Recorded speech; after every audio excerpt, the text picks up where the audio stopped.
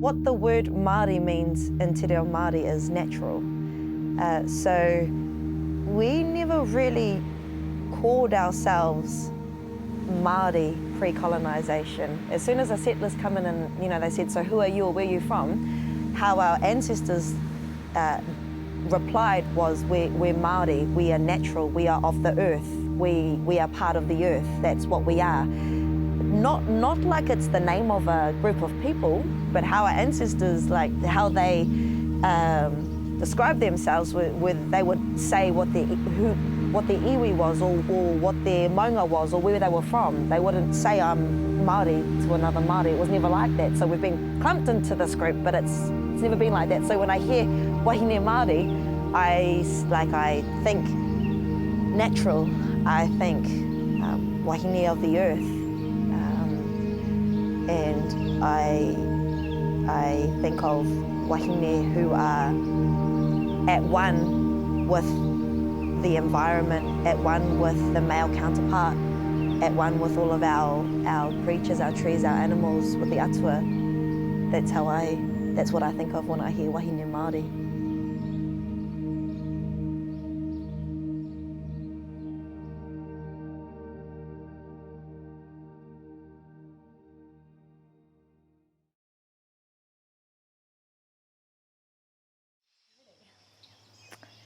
Tēnā koutou te whānau.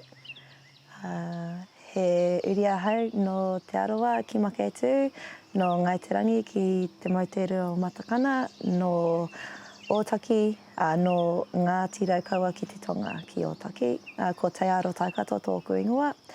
Nō reira, tēnā koutou. Kia ora tātou katoa. He uri tēnei no Ngāti Kaumunu, Ngāti Tūwharetoa.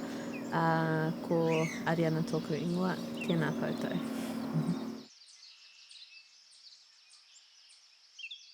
So to me, mana wahine is just about a woman or wahine reclaiming their own mana. If you think of mana and wahine and te mana o te wahine, we're just acknowledging the mana that's within every wahine. So to me, it's a state of being, and it's a state of reclaiming our own power and our own mana. Yeah, I feel like for myself, mana wahine is a term that's always been used, and specifically because I went through full immersion, so kura kaupapa, and I also went to an all-girls high school, so Auckland Girls Grammar School, and they've got a Māori unit there, and so we had Mana Wāhine Day, which was a day to celebrate Wāhine Māori, and sort of connecting us back to our roots as women, or as girls at the time. But I feel like it's always been a part of my journey. Like, I've always been really curious about the female side of Te Ao Māori, because that is something there are parts of it and that still exists now, but a lot of that knowledge isn't widely known or talked about. So it's always been something that I've been passionate about to learn more about and to share.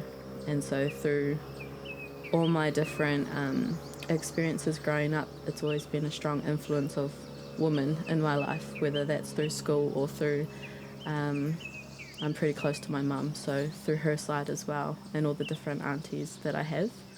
Yeah, tautoko. And for me,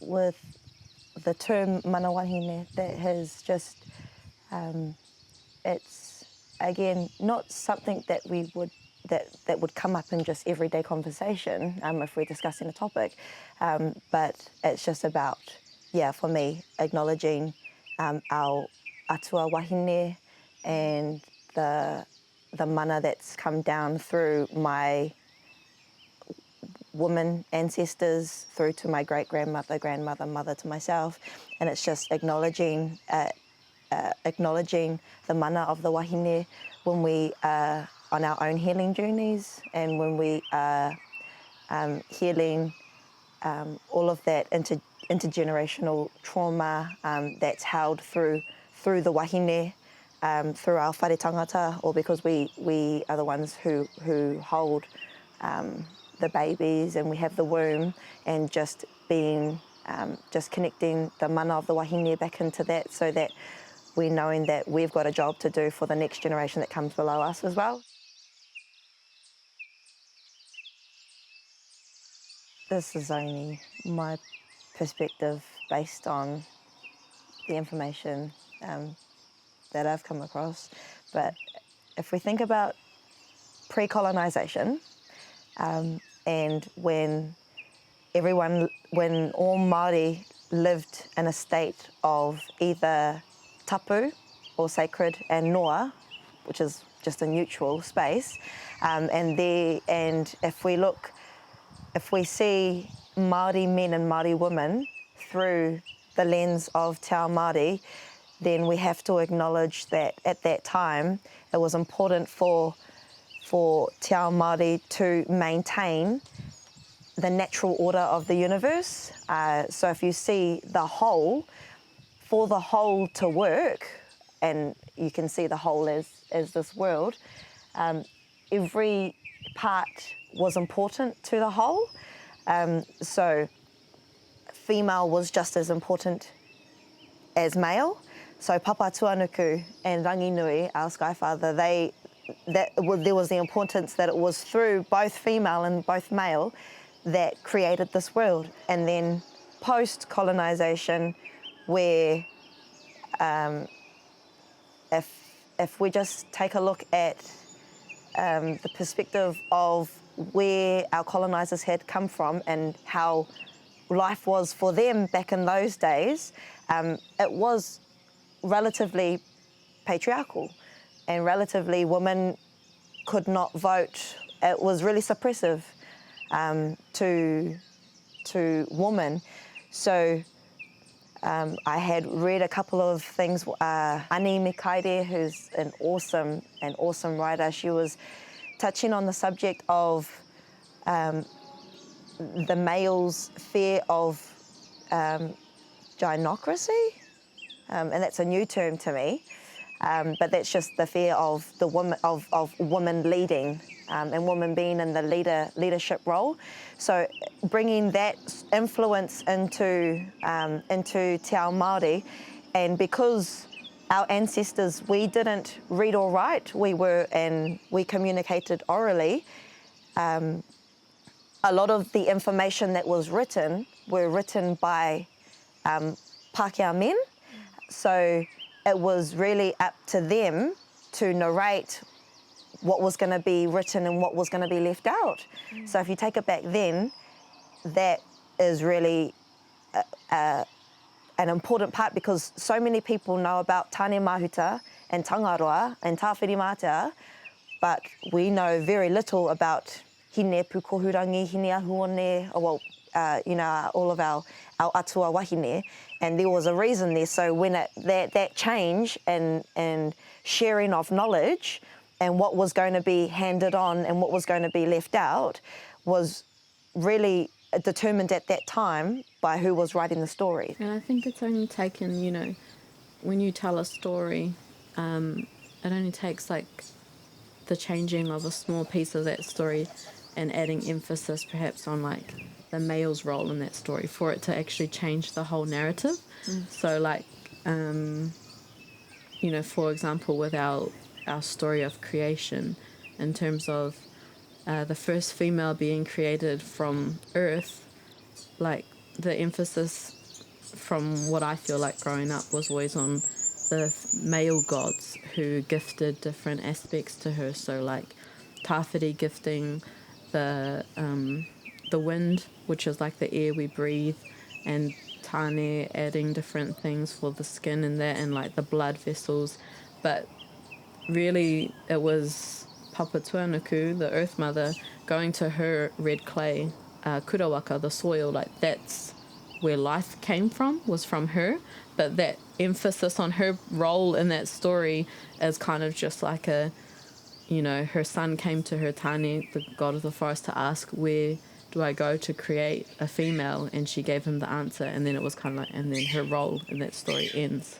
But it's like there was actually a bigger part in terms of what she played in that. She gave him like the secrets basically to create mankind or humankind or womankind. Yeah. But just that slight variation changes the whole perspective of the story in terms of it being the role of the male gods, and it's kind of like, well, where's the female gods in that? Because there's always the balance, and so they would have had something to contribute as well.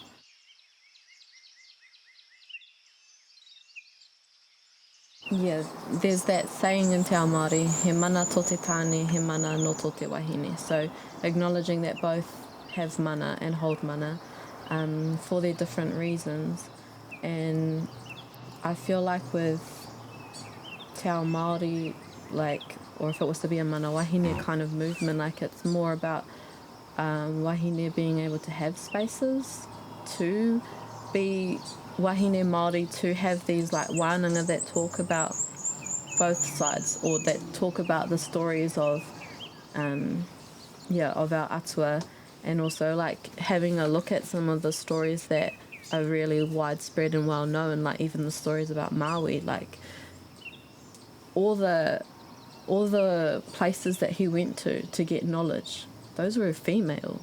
He went to his auntie, he went to his nan, like, you know, Mahuika, Muriranga, Whenua, Hine Nui Te Pō, those were 3 of the women that he went to visit to gain further knowledge, and those were women that were holding that knowledge. So it's like, it doesn't highlight so much on what that was that they were holding, like it sort of focuses on his journey because he's sort of that main character that goes through, but it's like